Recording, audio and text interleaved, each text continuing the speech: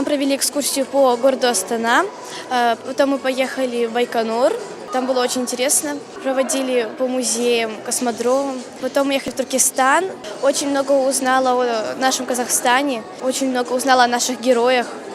Очень мне понравилось в Алмате. Я вот посмотрела на горы вживую, мне очень-очень понравилось. Прям впечатляет. Я хочу сказать, что это огромный такой хороший опыт.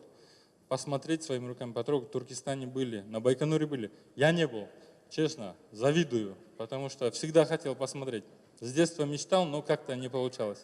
Поэтому я надеюсь, что вам всем понравилось, и вы придете домой и расскажете всем своим друзьям, одноклассникам, скажете, что насколько это все красиво и хорошо. Я каждый год говорила своим родителям, что очень хочу увидеть Байтерек, левый берег Астаны. И каждый год они говорили, что поедем на следующий год. Но совсем недавно моя мечта сбылась.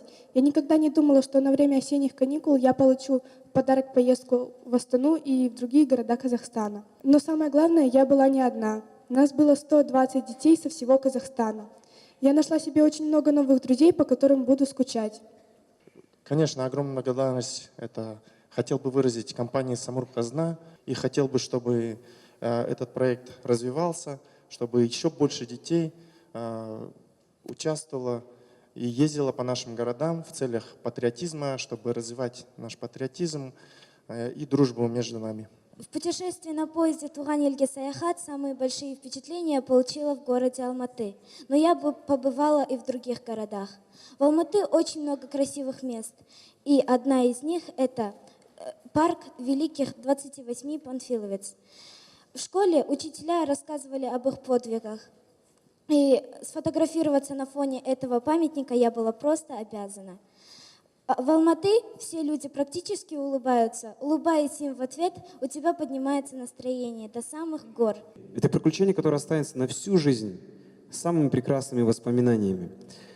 И самое важное, что вы должны знать в вашем возрасте. Не бойтесь мечтать.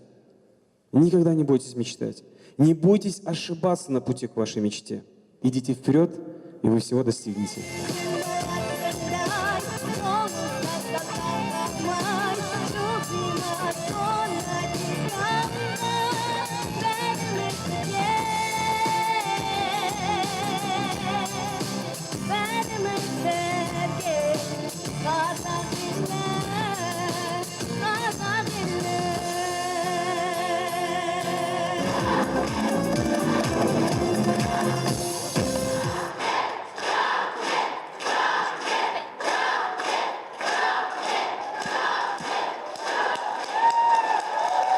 Бәрекелді.